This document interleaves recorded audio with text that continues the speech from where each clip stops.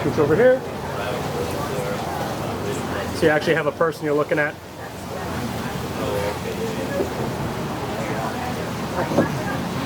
Paul, do you mind saying and spelling your first last name for me? Paul Renner, R-E-N-N-E-R. Now tell me, what is this campaign event here today? Well, we're going across the state, and today was just sharing the vision of replacing Governor DeSantis, who's been a great governor, with someone who's got a lifetime of proven leadership, 20 years in the military that I have. I served in 2 wars, prosecutor down in Broward County, just down the road, and then also someone who's delivered results. You can talk the talk when you're campaigning, but Speaker of the House, leading the legislature basically, when the governor called that the 2 most important years, the best years that any legislature's had in the country. So actually showing up and doing your job and delivering on the mission is something that comes with a Governor Renner.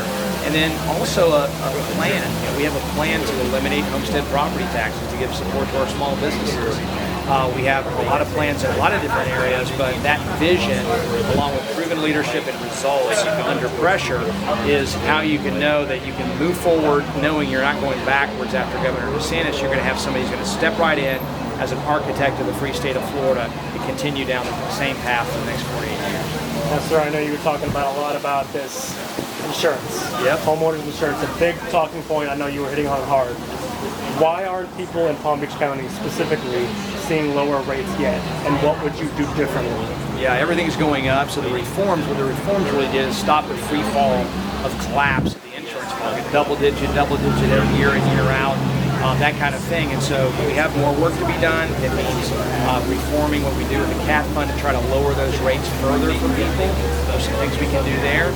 It's removing the tax on homeowners' premiums that we all pay. It's not a lot of money, but it's $100, $200, and it's meaningful if your bill goes down by that much. And so also home hardening programs is another lever that we're going to pull to make sure people have a chance to do new doors, windows, roof tie downs. Up to $10,000 the state will match to help you do that, and it saves about $1,000 they say on average for each individual homeowner. You mentioned not only that, but also really just the mom and pop shops, business owners, and in this time, this economic climate, it's very tough for just middle class. I'm one of them, all around the area. What could you say to the middle class family at the moment as governor? Yeah, go check out the plan. VoteRenner.com is our website. You can check out all the details. But the bottom line is, this plan is taking care of and focusing on people that make their living here and make their home here. And that's all I care about. I'm running a Florida first agenda, which means we're going to shift some of that burden. We're going to save some waste, fraud, and abuse. We're going to do some things that we're going to save money on the government side. And then the little bit that's left over for the $34 billion we're going to cut out of property taxes is going to go shift a little bit to out-of-state folks who are coming in, buying up homes, turning them into rentals, and then sending all that money back to their home state. These kinds of things that are driving up home prices, and a little bit more on tourists and that kind of thing. So we're shifting that burden away from people who make their home here to people who don't make their home here. But by and large, nobody's going to see a tax increase. Most people will just see, if they're still paying taxes at some level on a second home, for example, it'll be the same. There's no sales tax, and we're funding police, fire, infrastructure, schools, all the things people get concerned about. So it's a balanced plan, but most importantly, we're saying we're wiping out homestead property taxes. You pay one fee when you buy a home. That's the last time you ever pay anything. You're going to save a ton of money. Now, also, with more people moving to places like Jupiter here in Palm Beach County, what would you support? Would you support limits on developments, such as roads, communities? How would we pay for it? Yeah, well, I've joked sometimes, because I think we're a victim of our success, and I've joked that if I could build a wall and make Georgia pay for it to keep people from coming in, especially, I would do it, but especially people coming in from New York City. I think if I had a magic wand, I'd say, hey, you voted for Zoran Mandami, you live with him for 10 years.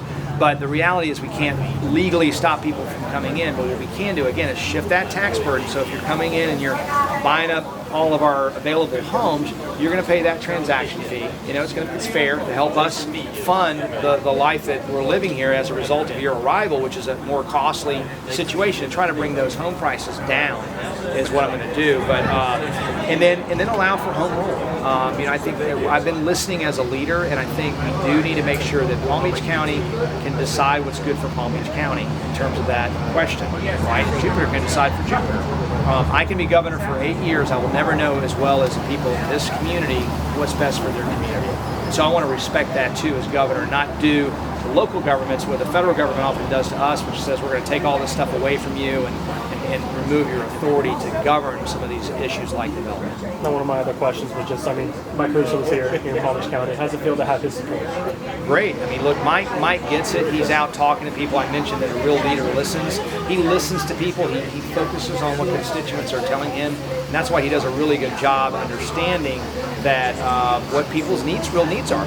In this campaign, trust me, I have learned a whole lot more. I thought I knew a lot as leading the legislatures through 2024 when I termed out. And I've learned so much about the affordability challenges, about concerns about AI data centers, which I say stop. We got to figure out how they're going to pay for their electric on their own, and they're not going to damage our aquifer. These kinds of things that have been issues that as someone listening, home rule.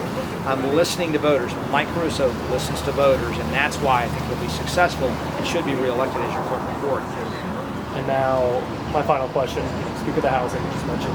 What is something that, from your tenure, you really feel like voters should take notice of, that you're proud of, that should really direct you towards the seat in Florida? Well, if you're conservative, there's no 2 years when I led the legislature that got more done for conservatives. But if you're not, if you're on more middle of the road, we did land conservation, wildlife corridor, these kinds of things. We went after the insurance and held the insurers accountable, held the lawyers accountable, and said focus on the consumers. They're bleeding to death with these prices, to bring those prices down, and we stopped the free fall. Okay, we got more to do, but I'm the guy that can do it, knowing what we needed to do before. And the second thing would be protecting children, online pornography, these addictive social media platforms that are wrecking their lives. I was the guy that stepped in, spent hours to make sure that we're protecting our kids when they grow up. And there's major mental health issues. Sex predators are targeting them. Your kid's safer at a county park at night alone than they are on their own cell phone while mom and dad are sleeping. That's the reality. So if you're going to get a guy, if you want somebody who's going to go and actually solve the problems, you go to a guy who's already solved them. And again, leadership under pressure, solving things, actually showing up and doing your job and delivering results. And I'm the only candidate in this race that has a vision and a plan on property tax relief. Nobody else has a plan. I have a plan on health wellness and health freedom and you name it, public safety and public corruption. We have written plans on VoteRenner.com. Nobody else has a plan. You want a guy with a vision too. Anything else that I might not have asked? That's it. Great chatting with you. Thanks, Chris. It, okay, buddy. Yeah. Thank you. Let me grab that lob off you. Yep. Before we forget. Yeah. Is that your car or car that I just stuck on your lavalier? Probably, right? Probably the latter. Yeah, that's somebody I know. Pastor. Thank you. Thank you for your time. Pleasure. Thank you. All good to see you. Thank you.